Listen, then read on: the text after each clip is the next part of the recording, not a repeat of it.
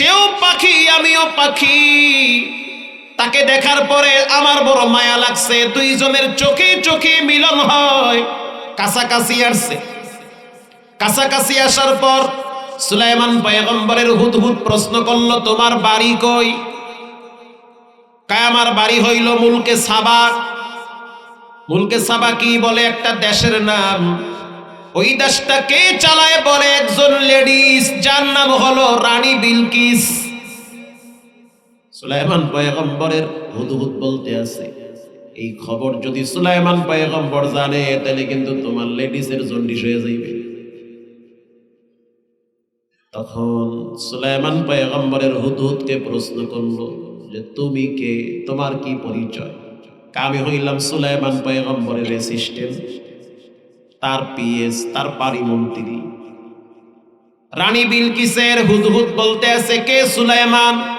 দ্বিতীয়বার কবি কান কোন ফাটাই হেলাম, সুলাইমান নবীর গোটা দুনিয়ার মানুষ ছেলে, তুমি চেনো না? কোন জঙ্গলে থাকো? ঠিক না ভাই? ঠিক। এদিকে সুলাইমান নবী উযু বানাইয়া তাকায়া দেখতেছে হুদহুদ নাই, মেজাজ গরম হয়ে গেছে। এবার সুলাইমান পয়গম্বর বলতে আছে, ওয়াতাফাক্কাদাত তায়রা ফাকালা মা লিয়া লা আরাল হুদহুদ। মারহাবা বলেন। মারহাবা। ওয়াতাফাক্কাদাত তায়রা, তায়রুন অর্থ পাখি, তায়রুন অর্থ কি? ওয়াতাফাক্কাদাত তায়রা ফাকালা মা লিয়া লা আরাল হুদহুদ, আমার কি হলো? মা লিয়া লা, আমার কি হলো? আরাল হুদহুদ, আমি কেন হুদহুদকে দেখি না? সুলাইমান পয়গম্বর মোটামুটি অনেক রাগ করছে, হুদহুদ গেল কোথায়? মা লিয়ালা, আমার কি হলো? মুফাসসিরুনে কেরাম বলেন, হুদহুদকে সুলাইমান পয়গম্বর বুঝাইতে চায় যে আমার কোনো আচরণে কি তুমি চলে গেছো নাকি? আমার কোনো খারাপ ব্যবহারে তুমি কি এলাকার থেকে পালাইছো? মেম্বার, চেয়ারম্যান, এমপি, মন্ত্রী সবাই যদি জনগণের প্রতি খেয়াল রাখে যে তাদের কাছে যদি বোঝা হয়, তাহলে মন্ত্রিত্ব ছেড়ে দেওয়া উচিত। মালিয়ালা, আমার কি হলো? মানুষ আমার উপরে এত খেপা কেন? একটা জিনিস মনে রাখবেন, যখন মানুষের কলিজার ভিতরে কোনো মন্ত্রী, এমপি, শাসকের প্রতি ঘৃণা চলে আসে, তখন র্যাব, আর্মি, পুলিশ দিয়েও সেই শাসকের ক্ষমতা টিকায় রাখা যায় না। রব্বুল আলামিন হঠাৎ এমন কায়দায় ধরবে, নিজের হাতের রান্নাও খাইতে দেয় না। আসতে বলেন কেন? জোরে বলেন, ঠিক না ঠিক? সুলাইমান নবী একজন শাসক, পুরা সূরাটাই হলো রাজনীতির বয়ান। সুলাইমান নবী বলল, মালিয়ালা, আমার কি হলো? আরাল হুদহুদা আম কানা মিনাল গায়িবিন।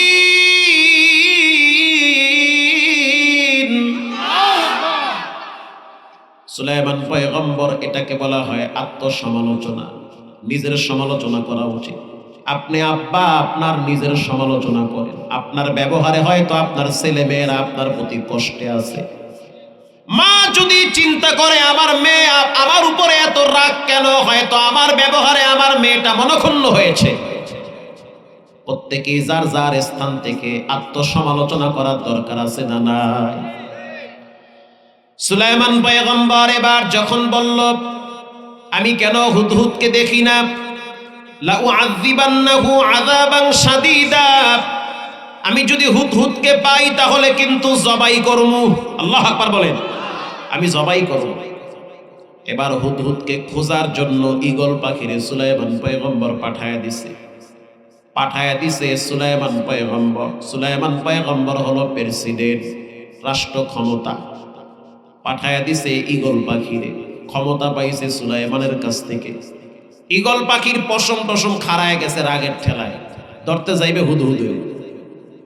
হুদহুদ তাকায়া দেখলো ঈগল মেজাজ গরম কইরা আসতেছে। হুদহুদ ডাক দিয়া বলল, ঈগল, তোমার মেজাজ এত গরম কেন? গরমের গুল্লি মারি সুলাইমান নবী তোমারে বাটাম দেবে, বাটাম। বলার সাথে সাথে হুদহুদ বলল, সাবধান, সুলাইমান নবী আমারে কি করবে সেটা পরের বিষয়। আগে জানতে চাই সুলাইমান পয়গম্বর প্রথমে কি বলেছে। প্রথমে বলেছে আমার কি হলো, আমি কেন হুদহুদকে দেখি না। এরপরে কি বলেছে? এরপরে বলেছে হুদহুদ যদি কোনো উল্লেখযোগ্য কারণ দর্শাইতে পারে তাহলে হুদহুদকে মাফ করে দিব। এটা বলার সাথে সাথে হুদহুদ বলতে আছে, আমার কাছে একটা উল্লেখযোগ্য কারণ আছে, আমি যেই তথ্য নিয়ে আসছি সেটা সুলাইমান নবী হইয়াও জানে না। আল্লাহ আকবার জোরে বলেন। কিন্তু তুমি গলে তো মেজাজ গরম দেখাও, বুঝো না একটু ক্ষমতা পাইছি। ক্ষমতা পাইলে প্রাণীগো মাথা গরম হয়ে যায়। ক্ষমতা পাইছে এই সুলাইমান পয়গম্বর আলাইহিস সালাতু ওয়াস সালাম হাজার হাজার মানুষদেরকে নিয়ে বয়ান করেন। ওইটা কিন্তু ভিন্ন আলোচনা, অধিকার যায়নি। হাজার হাজার মানুষ নিয়ে বয়ান করেন। ইন দি মিন টাইমে তাকায় দেখলো আজরাইল তার পাশে এসে বসে বলল। সুলাইমান পয়গম্বর প্রশ্ন করলো, ভাই আজরাইল আপনি কেন আসছেন? আমি তো প্রায় সময় আপনার মজমায় এসে বসে বসে আপনার বয়ান শুনি। আমাদের উস্তাদ, আমাদের বুখারী শাইখ বারবার এই ঘটনা হাদিসের ঘন্টায় শোনাইছে, এর পিছনে কারণ আছে। পরে উয়ুনুল হিকায়াত খুলে দেখলাম ইমাম জাউজি চমৎকার ভাবে লিখেছে, সুলাইমান পয়গম্বর বসে বসে বয়ান করে, পাশে বসে আছে আজরাইল আলাইহিস সালাতু ওয়াস সালাম। সুলাইমান পয়গম্বর বলল, আজকে কোন উদ্দেশ্যে আসছেন? এটা বলার সাথে সাথে আজরাইল বলতে আছে, আপনার সামনে যেই সুন্দর সুদর্শন যুবক বসা আছে তাকে নেওয়ার জন্য আসছি। একটু পরে তাকায়া দেখলো যুবক দাঁড়ায়া পিছনের দিকে হাঁটা শুরু করছে, তার মানে মরণ ডাকতেছে। আজরাইল আস্তে করে এদিক দিয়ে চলে গেল। 1.5-2 ঘন্টা হয়ে গেছে, সুলাইমান নবী মনে করছে মারাই গেছে, কারণ আজরাইলের থাবার থেকে কেউ বাঁচতে পারে? ধরে ফেলাইছে। 2-2.5 ঘন্টা পর তাকায় দেখলো যুবক আবার পায়ে হাইটা সুলাইমান নবীর সামনে এসে বসে পড়ছে। আজরাইল ঘুইরা এসে পিছনে বসে বলল, তাফসীরের কিতাবে আসছে সুলাইমান পয়গম্বরের সাথে আজরাইলের খুব ভালো সম্পর্ক, গভীর কানেকশন, দোস্তর মতো সম্পর্ক। সুলাইমান পয়গম্বর প্রশ্ন করলো, ভাই আজরাইল, তুমি না বললা তাকে নেওয়ার জন্য আসছো, এখন দেখছি তুমিও আসছো, সেও আসছে, কারণটা কি? বললা কি আর হইল কি? হযরত আজরাইল বলতে আছে, সুলাইমান, আমি বাহিরে গেছি তাকে ধরার জন্য, কেবলমাত্র আমার পাখাটারে বিস্তার করছি, আমি হাত দিয়া থাবা মারবো, ইন দি মিন টাইমে রব বলে ধরিস না, একটু সময় বাড়ায়া দিছি, ধরিস না, একটু সুযোগ দিছি। সুলাইমান পয়গম্বর প্রশ্ন করলো, কেন আল্লাহ সুযোগ দিছে? আজরাইল বলল, আমিও জিজ্ঞাসা করছিলাম, মালিক আপনি না বলছেন ধরো, আবার বলল সাইরা দাও।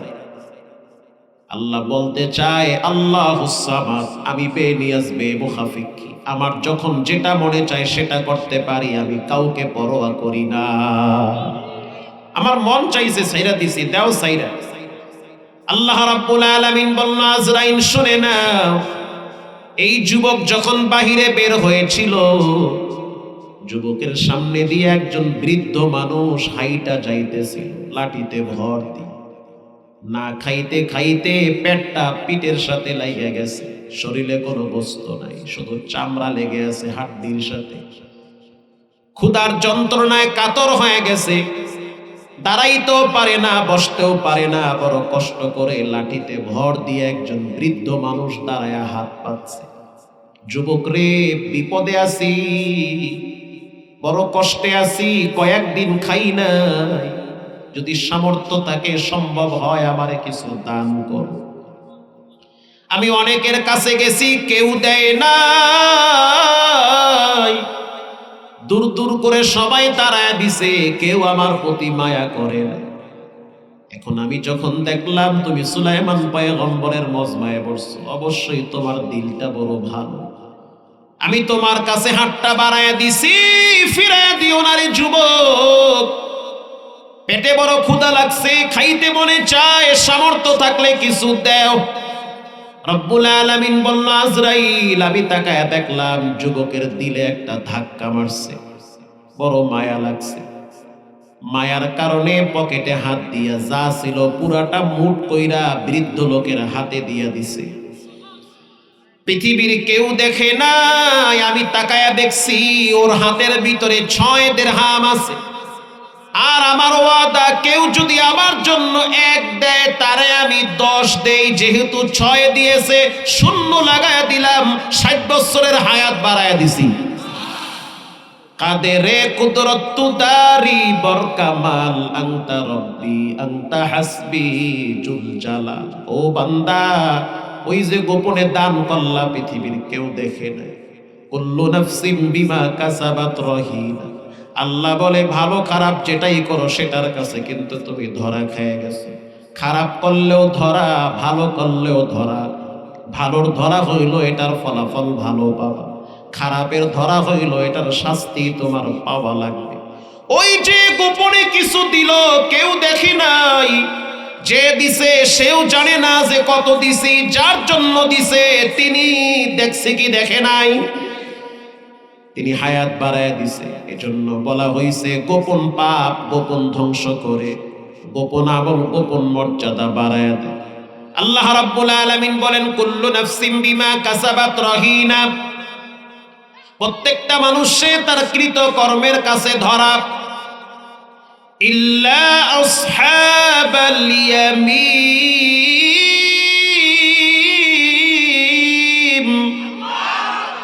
বান্দা তুমি ডানপন্থী হও। বক্তা সাহেব খবরদার রাম বামদের দালালি কইরো না। নেতা সাহেব সাবধান, রাম বামদের দালালি করা যাবে না। তুমি ডানপন্থী হবা। ডানে কোরআন, বলেন ডানে কি? ডানে আল্লাহ, বলেন ডানে কি? ডানে রসুল, বলেন ডানে কি? বামে হইল শয়তান। আমরা খানা খাই কোন হাতে? আরো জোরে বলেন। চা খাই কোন হাতে? পান খাই কোন হাত দিয়ে? মসজিদে যখন ঢুকি তখন কোন পাও? মাশাআল্লাহ। বাথরুম থেকে বের হওয়ার সময় কোন পাও? যখন আপনি পায়জামা পরবেন, লুঙ্গি পরবেন, তখন কোন হাত আগে দিবেন? ডান হাত অথবা ডান পা আগে দিবেন। যে কোনো ভালো কাজ ডান দিক থেকে শুরু করতে হয়। যখন আপনি খাদিমদারি করবেন, কোন দিক থেকে আগে? আল্লাহ রাব্বুল আলামিন বলেন বান্দা ইল্লা আসহাবাল ইয়ামিন। ডানপন্থী হও, ডানপন্থী হও। ডানে কোরআন, ডানে ইসলাম, ডানে থাকবা, মৃত্যু হবে ঈমানের সহিত। এরপরে রব্বুল আলামিন বলেন আনিল মুজরিমিনা মা সালাকাকুম ফি সাকার। যেদিন কিয়ামতের ময়দান কায়েম হয়ে যাবে, দিলটা এবার নরম করে দিবেন। আমি বলি নাই, রব বলেছেন। রব্বুল আলামিন বলেন যেদিন বিচারের ময়দান কায়েম হয়ে যাবে, প্রত্যেকটা মানুষ উলঙ্গ অবস্থায় দাঁড়ায় থাকবে। আল্লাহ বলেন কানা মিকদারুহু 50,000 সানাতিন মিম্মা তাউদ্দুন। সবাইকে 50,000 বছর দাঁড়ায় থাকা লাগবে। ওরে বান্দা, পায়ের নিচে কোনো জুতাও থাকবে না। আমি বলি নাই, রব বলেছে। যার যার চিন্তা সে করেন। নেতা নেত্রীর চিন্তা বাদ দেন, আপনার চিন্তা আগে করেন। মা বাবা সন্তান স্ত্রীর চিন্তা পরে, নিজের চিন্তা আগে। কথা কন না। আমি বলি নাই, রব বলেছেন কু আনফুসাকুম ওয়া আহলিকুম নার। ও মাহমুদুল হাসান, তুমি তোমার চিন্তা আগে করো। তুমি তোমাকে জাহান্নাম থেকে বাঁচাও। তোমার ছেলে মেয়ে নামাজ পড়তেও পারে, নাও পড়তে পারে। খবরদার তোমার নামাজ যেন মিস না যায়। ঠিক না ঠিক?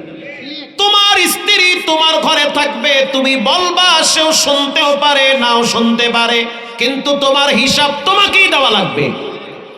কারণ অনেক নবীর স্ত্রী বেঈমান ছিল, নবীর বাপ বেঈমান ছিল। বিশেষ করে ইব্রাহিম নবীর আব্বাজান বেঈমান, লূত নবীর স্ত্রী বেঈমান, নূহ নবীর সন্তান বেঈমান।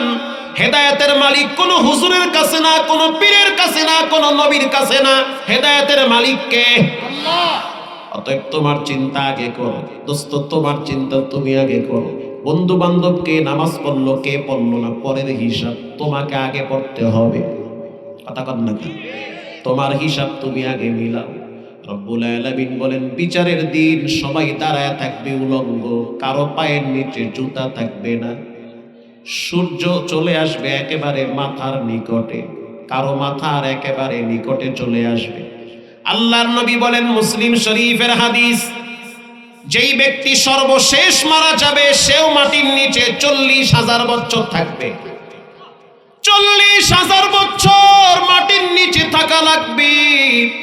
কেমনে থাকবেন? আজ মসজিদে গিয়া 10 মিনিট বৈশা থাকলে মাজা ধইরা যায়। মসজিদে গিয়া আধা ঘন্টা তারাবিতে দেরি হইলে অনেক মুরব্বীর হাত পা ব্যথা হয়ে যায়। অথচ এই মানুষগুলাই চায়ের দোকানে 3 ঘন্টা বৈশা বৈশা চা বিড়ি টিভি নিয়ে ব্যস্ত থাকে। ঠিক না বেঠিক?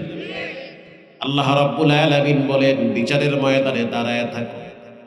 যেই জমিনে দাঁড়ায় থাকবা সেই জমিনটা হবে তামা। তামার জমিনে উলঙ্গ মানুষ দাঁড়ায় থাকবে।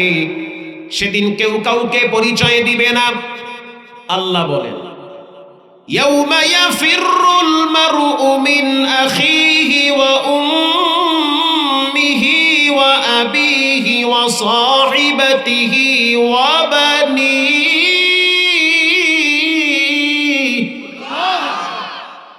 যে স্ত্রীর জন্য রাত জেগে জেগে কষ্ট করে, আল্লাহ বলেন সেই বিবি তোমার থেকে আলাদা হয়ে যাবে।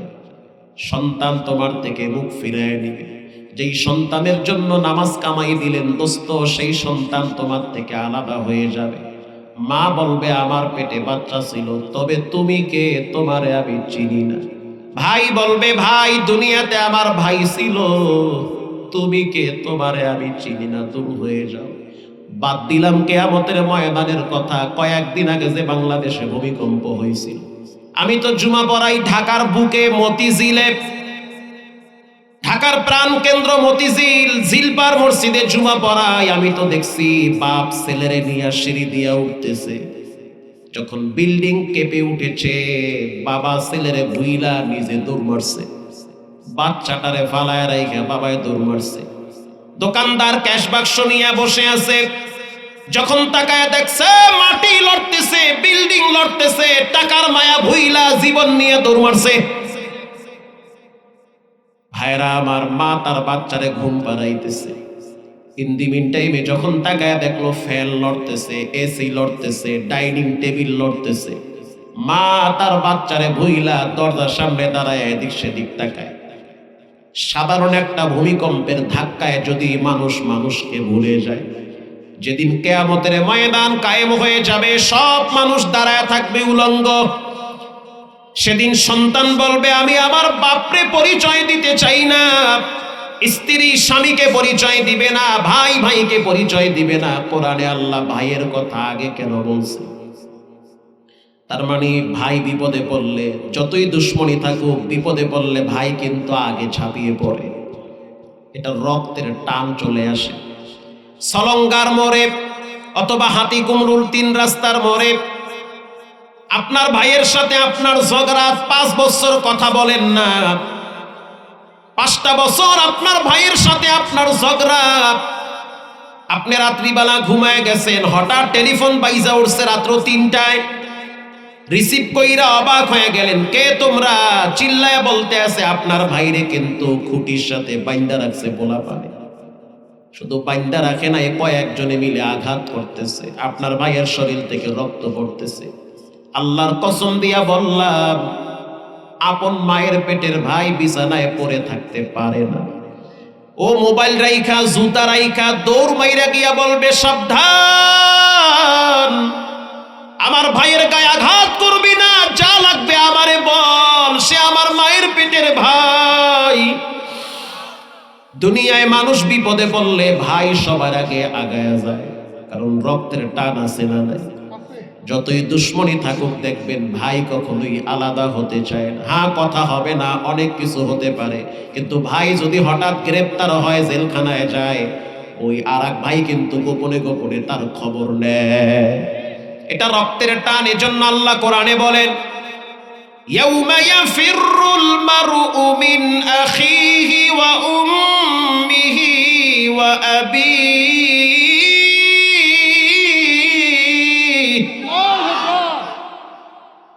রব্বুল আলামিন বলেন ভাই থেকে ভাই আলাদা হয়ে যাবে। ইন দি মিন টাইমে বিচারের ময়দানে সবাই দাঁড়ায় থাকবে উলঙ্গ, মানুষের শরীর থেকে ঘাম বেয়ে বেয়ে বেয়ে বেয়ে পড়তে থাকবে, আর এক একজনে ইয়া নাফসি করবে। সমস্ত নবীরা সিজদায় পড়ে কাঁদতে থাকবে। ইয়াকুলু ইব্রাহিমু খলিলুল্লাহি নাফসি নাফসি বলে কাঁদবে। আদামু সফিহুল্লাহি নাফসি নাফসি, আদম নবী বলবে আল্লাহ আমারে বাঁচাও। ইব্রাহিম নবী বলবে মালিক আগে আমি বাঁচতে চাই। ইউনুস নবী বলবে আল্লাহ আমারে বাঁচান। সব উম্মতেরা দৌড় মারবে মূসা নবীর কাছে। মূসা নবী বলবে আমি একজন নবীর কথা বলতে পারি, যিনি হলেন রাহমাতুল লিল আলামিন। তিনি তার নিজের চিন্তা করে না, তার উম্মতের জন্য সিজদায় পড়ে কাঁদতেছে। যাও তার কাছে গিয়া বলো যে আল্লাহ রাব্বুল আলামিন যেন বিচারের কাজ শুরু করে। সব উম্মতেরা দৌড় মারবে, রাহমাতুল লিল আলামিন মাকামে মাহমুদে সিজদায় পড়ে কাঁদতে থাকবে। দুইটা বাক্য ব্যবহার করবে, ইয়া হাইয়্যু ইয়া কাইয়্যুম, ও চিরঞ্জীব ও চিরস্থায়ী। আমার একটা উম্মত যেন জাহান্নামে না খায়, আমার একটা উম্মত যেন সাপে কামড় না দেয়। নবীর চোখের পানি দেখে রব্বুল আলামিনের কুদরতি অন্তরে জোশ চলে আসবে। আল্লাহ রাব্বুল আলামিন বলবে নবী আমার মাথা উঠান, যাকে পছন্দ হয় সুপারিশ করে করে জান্নাতে পৌঁছায়া দেন। সেই বিচারের ময়দানে আল্লাহ রাব্বুল আলামিন চিৎকার মেরে বলবেন, হুঙ্কার দিয়ে বলবেন লিমানিল মুলকুল ইয়াউম লিল্লাহিল ওয়াহিদিল কাহ্হার। আজকের রাজত্বের মালিক একজন, তিনি হলেন কে? এবার রব্বুল আলামিন বলবেন ওয়ামতাজুল ইয়াউমা আইয়ুহাল মুজরিমুন, আলাদা হয়ে যাও। এই পাশে একদল যাও, ওই পাশে আরেক দল যাও।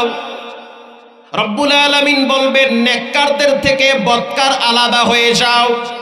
বেনামাজি সুদখোর দায়ুস মহিলারা আলাদা হয়ে যাও। পর্দানিশী নামাজিওয়ালা মহিলারা ডানে থাকো, বেপর্দা নারীগুলা বামে থাকো। সারাদিন কিরণমালার জি বাংলা নিয়ে যে সমস্ত নারীরা ব্যস্ত, তাদের হাসর হবে পরিমণির সাথে। যে সমস্ত নারীরা সারাটা দিন দুনিয়া নিয়ে ব্যস্ত, টিভি সিনেমা টিকটক নিয়ে ব্যস্ত, তারা যাবে বামের দিকে। যারা নামাজি দিনদার পর্দানিশী আল্লাহ ভক্ত, তারা যাবে ডানের দিকে। হারামখোর বেপর্দাওয়ালারা বামের দিকে চলে যাবে। এরপরে রব্বুল আলামিন বলবেন খুযুহু ফাগুল্লু, ধর। আল্লাহু আকবার বলেন, ধইরা ফেলাও। সুম্মাল জাহিমা সাল্লু, অতঃপর জাহান্নামে নিক্ষেপ কর। ফেরেশতারা বলবে রব্বুল আলামিন কেমনে জাহান্নামে ফেলাবো? আল্লাহ বলবে ফেরেশতা সুম্মা ফি সিলসিলাতিন যারউহা ৭০ যিরাআন ফাসলুকু, ৭০ হাত একটা শিকল লও। ৭০ হাত শিকল নিয়া বেনামাজির পায়ের ভিতরে বাইধা এরপরে জাহান্নামে ফেলাবে। আল্লাহ বলবে ধৈর্যশীল বান্দা কারা? বিগাইরি হিসাব, হিসাব ছাড়াই জান্নাতে চলে যাও। আয় আয় ধৈর্যশীল বান্দা, ইউয়াফাস সাবিরুনা আজরাহুম বিগাইরি হিসাব। দুনিয়ার ভিতরে গালি শুনছো, গালি দাও নাই। মুসিবতে পড়ছো, তারপরেও রবকে গালি দাও নাই। মিথ্যা মামলায় ভুগছো, জেল জরিমানা সহ্য করেছো, তারপরেও কোরআন থেকে দূরে সরো নাই।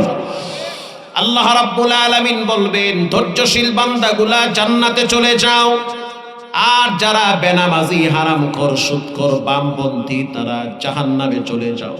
এবার জান্নাতীরা জাহান্নামীদেরকে প্রশ্ন করবে আনিল মুজরিমিনা মা সালাকাকুম ফি সাকর, সাকর নামক জাহান্নামে তোমরা কেন আসলা? বাজান রে, জাহান্নামের অনেকগুলা নাম আছে।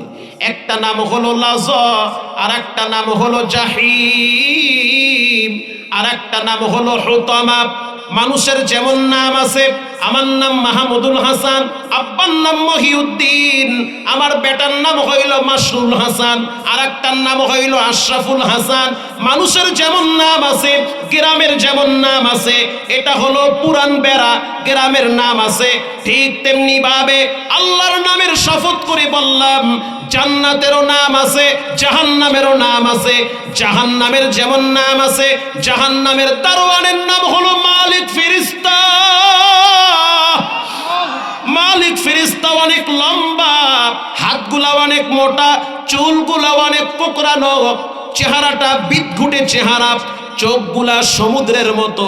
নাফরমানদেরকে মালিক ফেরেশতার হাতি দিয়া বলবে, সাকার নামক জাহান্নামে ফেলায় দাও। এবার জান্নাতীরা চিৎকার মেরে বলবে, ও দোস্ত, বন্ধু বান্ধব, ভাই বন্ধু, কেন তোমরা সাকার নামক জাহান্নামে আসলা? তখন সাকার নামক জাহান্নামীরা বলবে, জাহান্নামে আসার পিছনে সবচেয়ে বড় 4টা কারণ। 1 নম্বরে, ক্বালু লাম নাকু মিনাল মুসাল্লিন, দুনিয়ার ভিতরে নামাজ পড়ি নাই, আজান হইছে, হাতে মোবাইল নিয়ে বসে আছি, কোনো খবরই নেই। জামাত চলতেছে, চায়ের দোকানে বসে বিড়ি ধরায়া টিভির দিকে তাকায় রইছে, আল্লাহকে মূল্যায়ন করে নাই, আজানের আওয়াজকে ন্যূনতম মূল্যায়ন করে নাই।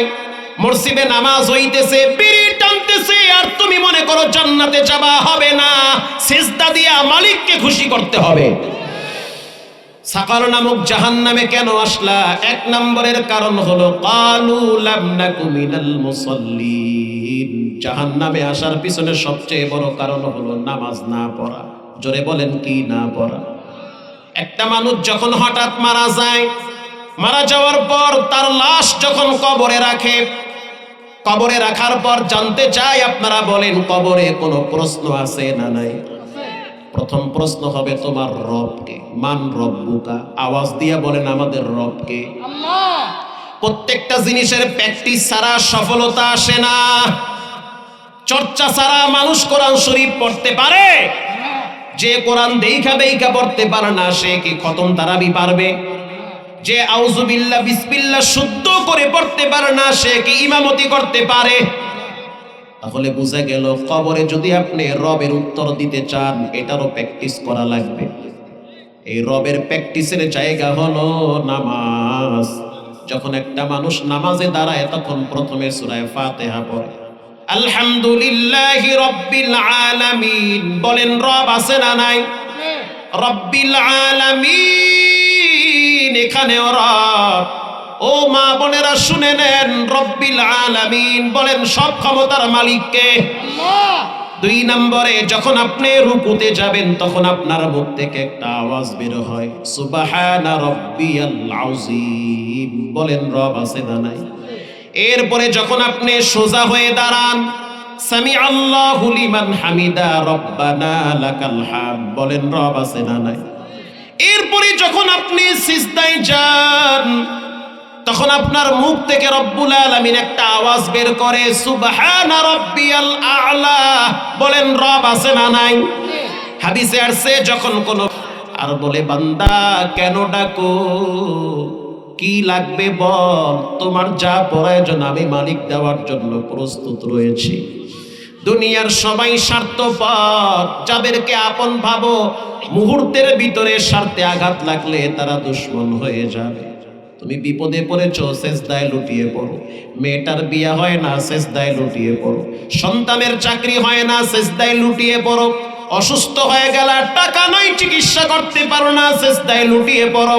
কারণ নামাজ এমন একটা ইবাদত, বান্দার সাথে, রবের সাথে বান্দার সাথে হট কালেকশন হলো নামাজ। যখন আপনি বারবার বলবেন সুবহানা রাব্বিয়াল আ'লা, নামাজ শেষ হওয়ার পর আপনি যখন আল্লাহর কাছে একটু মুনাজাত করবেন, আল্লাহ তাআলা দোয়া শিখায় দেয়, রব্বানা যালামনা আনফুসানা। রব্বানা, বলেন, রব আছে না নাই? এরপরে যখন আপনি রবের কাছে আবার দোয়া করবেন, রব্বিরহামহুমা কামা রব্বায়ানি সগীরা।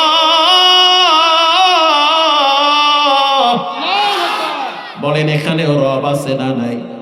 আপনি আল্লাহর কাছে দোয়া করতেছেন, রব দিয়া শুরু করেন। একটা মানুষ যদি প্রতিদিন 5 ওয়াক্ত সালাত আদায় করে, 400 বার তার মুখ থেকে রব শব্দ বের হয়। আপনি যেদিন মারা যাবেন সেদিনও রব মুখ দিয়ে বের হইছে, দাঁড়ায় নামাজ পড়তে পারো না, কপাল পুরা বৈশা বৈশা পর, বৈশা বৈশা নামাজ পড়তে পারো না, শুইয়া শুইয়া পড়া লাগবে। শুইয়া শুইয়াও যদি নামাজ পড়তে না পারেন ইশারায় পড়া লাগবে। শেষ যদি থাকে ইশারায় যদি পড়তে না পারেন সন্তানদেরকে জানাইয়া দাও, আমার যদি জ্ঞান থাকে আমার চেহারাটারে কিবলার দিকে ফিরাইয়া শোয়ায়া রাখো। ঠিক না বেঠিক? কারণ একটু পরেই তো আপনার রবের সাথে সাক্ষাৎ হবে। এজন্য জাহান্নামে সবচেয়ে বেশি তারা যাবে যারা নামাজ পড়ে না। আমি আরো 10 মিনিট বয়ান করলে কষ্ট হবে। হবে? নামাজের কি মূল্য শোনেন। এটা বলতে গেলে অনেক পিছনে যাওয়া লাগবে। থাকবেন না চলে যাবেন?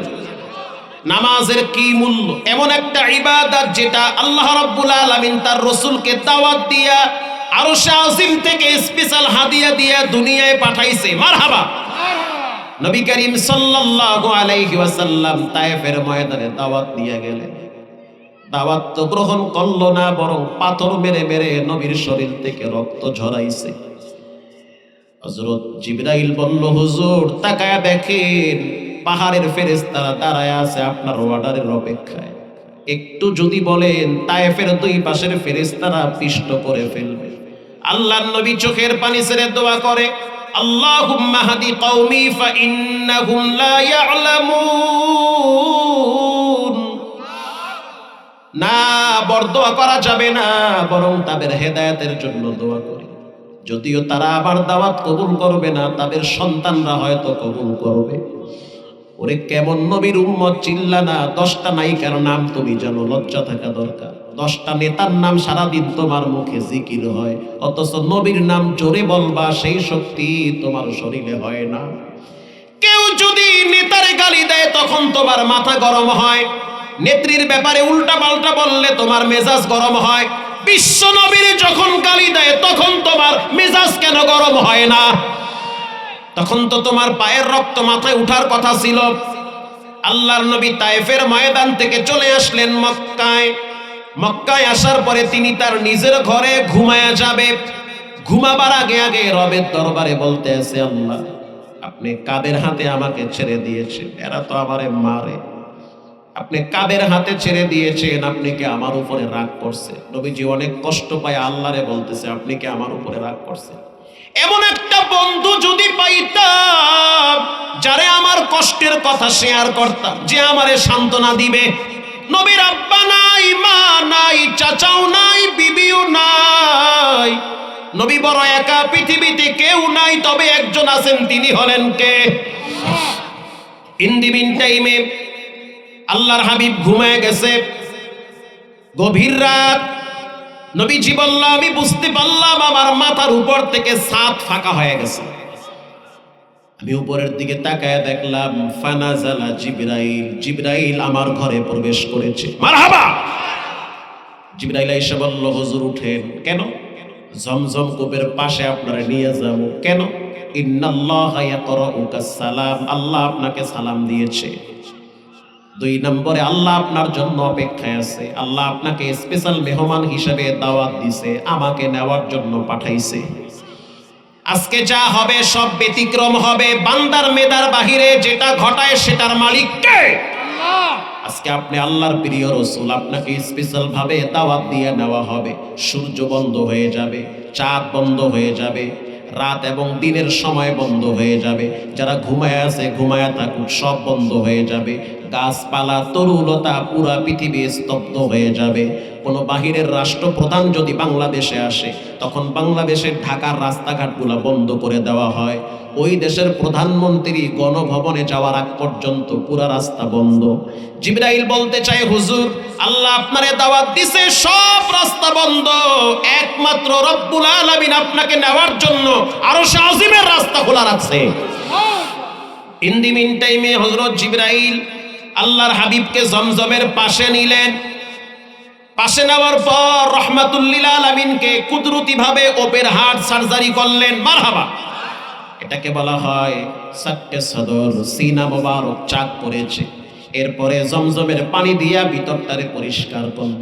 ভিতরটা কোন যা বলতেছি কোনটা কি বানায় বলতেছি? এটা সরাসরি হাদিস, একটাও বানোয়াট না। ভিতরটা পরিষ্কার করল, এরপরে ঈমান আর হিকমত ভিতরে প্রবেশ করাইয়া আবার অপারেশন করে লাগায়া দিল। আল্লাহর হাবিব বলল, তাকায়া দেখলাম একটা প্রাণী দাঁড়ায় রয়েছে।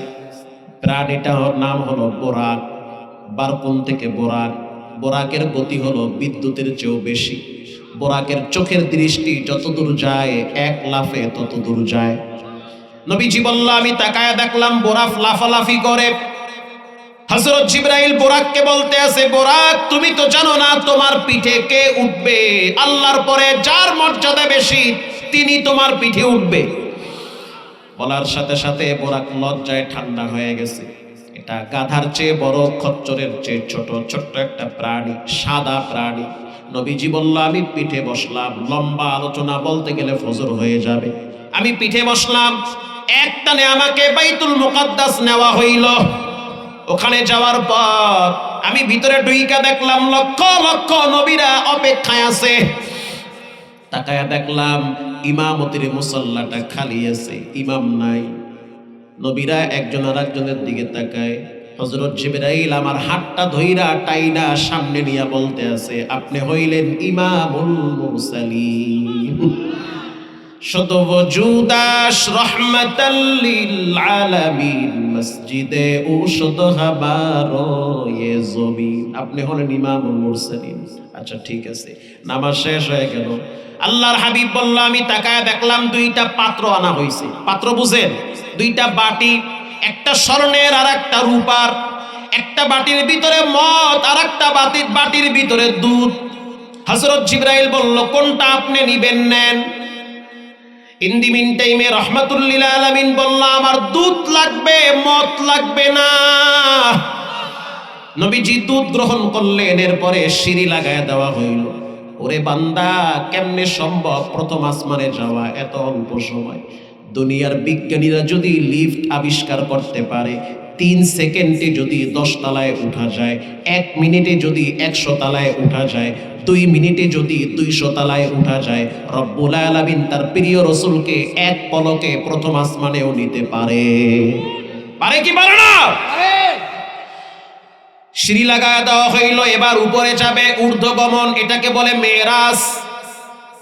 সুবহানাল্লাযী আসরা বিআবদিহি লাইলাম মিনাল মাসজিদিল হারাম।